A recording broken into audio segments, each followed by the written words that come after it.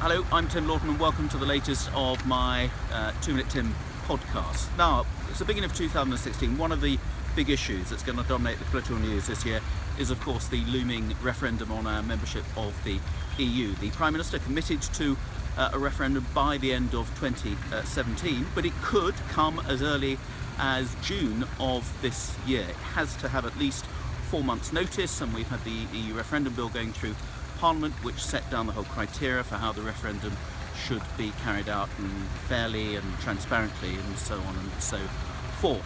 So I'm starting to hold a series of Loughton meetings around the constituency, where one of the things I want to concentrate on is what the referendum is going to entail and what it means for you. And I hope we can have a proper debate with all the facts, rather than just a lot of scare stories, about what our continued membership or not of the EU will actually mean. Now, I've always taken the view that the EU is not working as it is at the moment.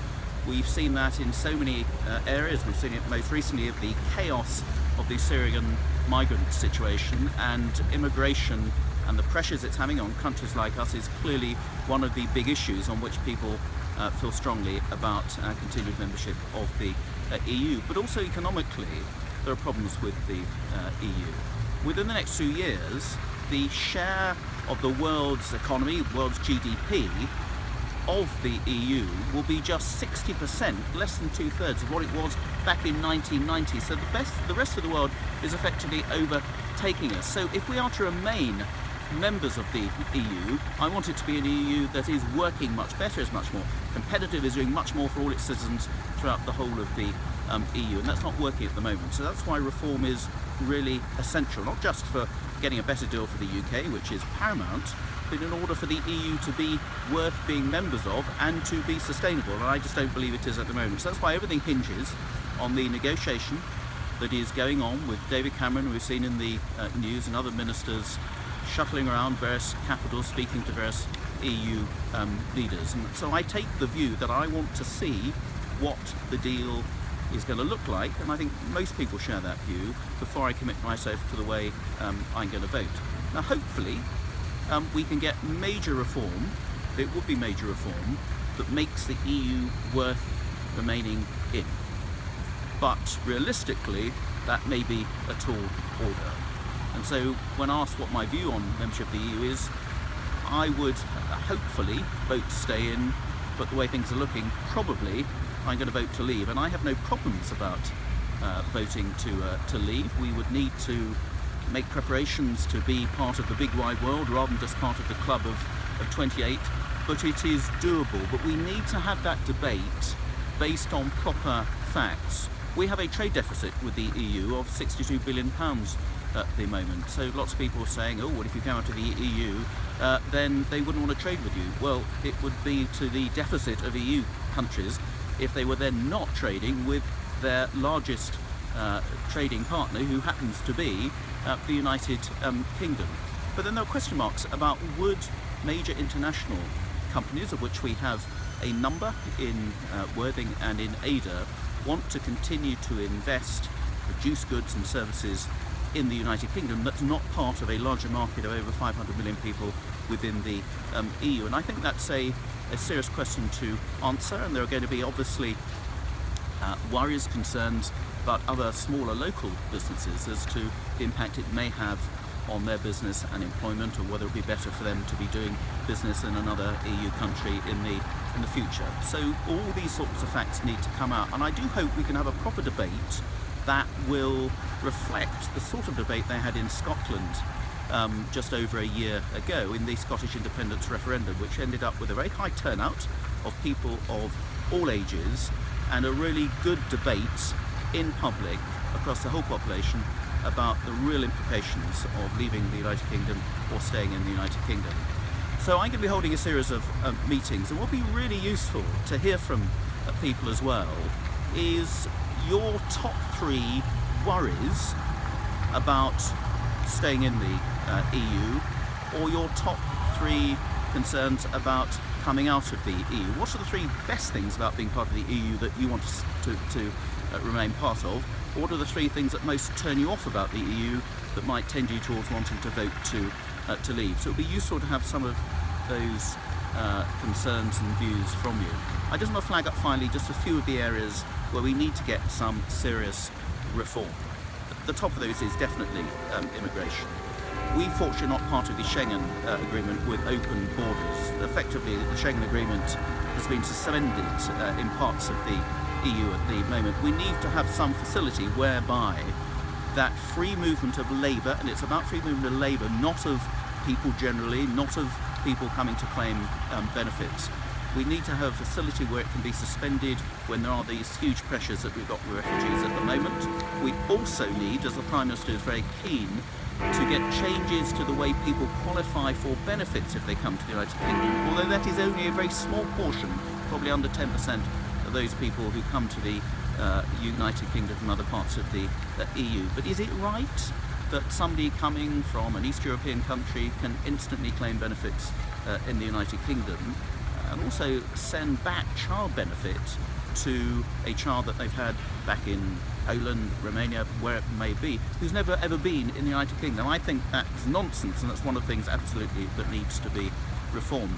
Other things that need to be reformed: a third of the population of the European Union, including the UK, does not live in a country which uses the euro. About 170 million people are not in a Eurozone country. Now, there is absolutely no prospect, I'm glad to say, of the United Kingdom joining the Eurozone, and thank goodness we didn't in the past, and I've always been very robustly against it.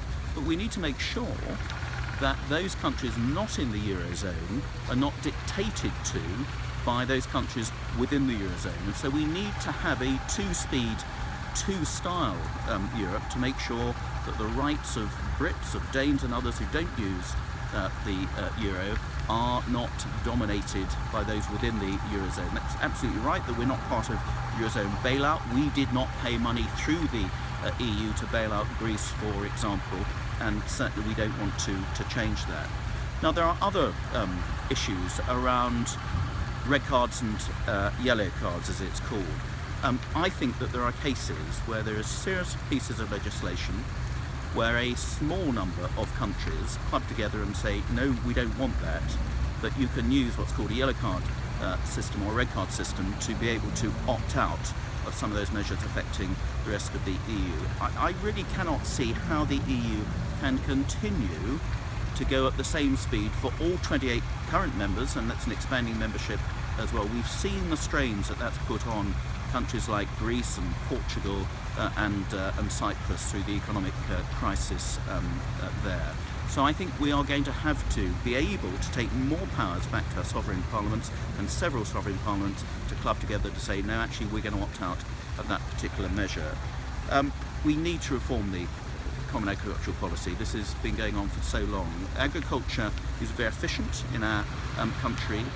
We don't need the high level of subsidies that other countries have, and yet the largest part of the EU budget is going on the common agricultural policy, effectively to subsidise inefficient agricultural industries in other countries. That's got to change. We've got to have further changes on the common fisheries policy. Actually, under this government since 2010, there have been some sensible moves to make sure that fishermen are not throwing back their catch into the sea before landing it in many cases, but there's still a lot more improvement we need to make. And if we can't get these sorts of improvements, then these are serious reasons for why we would say, well, actually we're going to go alone and we're going to have full control over our own waters for fish, for example.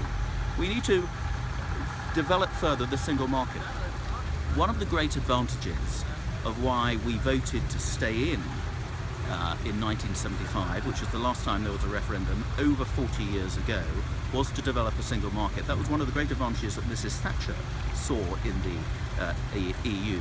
And yet the single market in goods and services is still well underdeveloped. We need to make sure that a widget manufacturer from Shoreham or a firm of architects or lawyers or accountants or whatever from Worthing can set up and do business in Munich and Madrid, in Milan, without going through all the sort of bureaucracy that there is still within the EU. We've got a lot further still to do on that.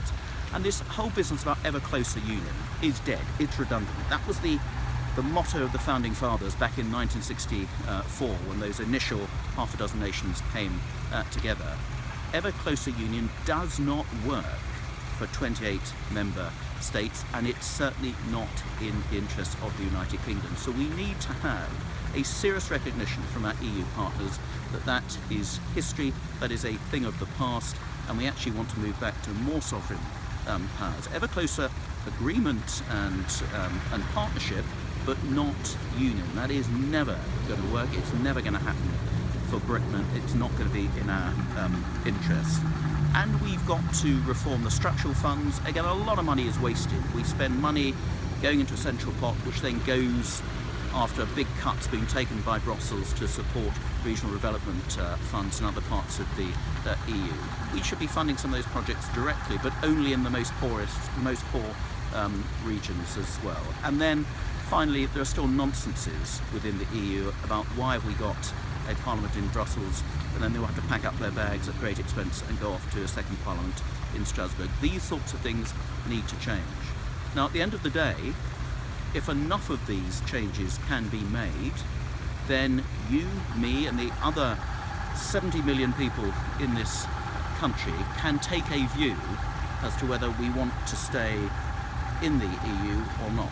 But the decision won't be made by me, it won't be made by the Prime Minister, it won't be made by the other 648 members of Parliament in this place. It will be made by you, every voting member of the public in the United Kingdom. And that's why it's so essential that we have a proper debate, people engage, people hear the arguments, people ask serious and searching questions, and at the end of the day, when we have all the facts in front of us, it's up to each and every one of you to make that value judgment as to whether you want to remain or whether you want to leave. When we know what the deal is, I will make my views very clear as to whether I think it's good enough or not and whether I shall vote to leave or remain. But in the meantime, I'm really keen that we have a local debate.